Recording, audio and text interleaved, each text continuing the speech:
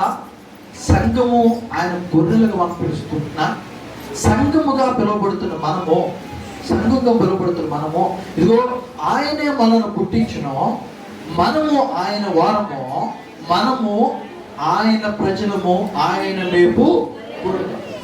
సంఘము దేవుడి చేత మేపబడేదిగా ఉండాలి. సంఘము దేవుడి చేత మేపబడేది. ఈ సంఘము దేవుడు కావిలి కాస్తుంటున్నాడు.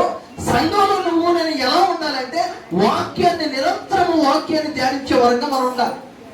సంఘము వాక్యము చేత మనం పోషించబడాలి. వాక్యము చేత మనం పోషించబడాలి. వాక్యం చేత మనం పోషించబడుతున్నామా తల్లి జ్ఞాపకం చేసుకోండి.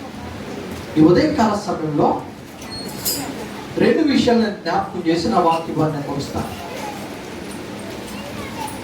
మొదటిగా జ్ఞాపకం చేసుకోండి, మనము ఆయన మన కాపరి, మనము ఆయన గొర్రెలం.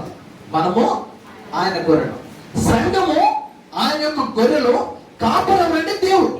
కాపరెవరు? దేవుడు. దేవుడు కాపరిగా ఉన్నాడు. సంఘము ఆయన గొర్రెలుగా ఉన్నా. అయితే ఎలాంటి గొర్రెల సంఘంలో ఉండాలి, ఎలాంటి గొర్రెల సంఘంలో ఉండాలి, ఎలాంటి గొర్రెల సంఘంలో ఉండకూడదు, 2 విషయాలు చెప్పి నా వాక్యాన్ని అనిపిస్తాను. ఎలాంటి గొర్రెల సంఘంలో ఉండాలి, ఎలాంటి గొర్రెల సంఘంలో ఉండకూడదు. ఈరోజు సంఘము చిన్నాభిన్నమవుతుందంటే, సంఘము పాడైపోతుందంటే దానికి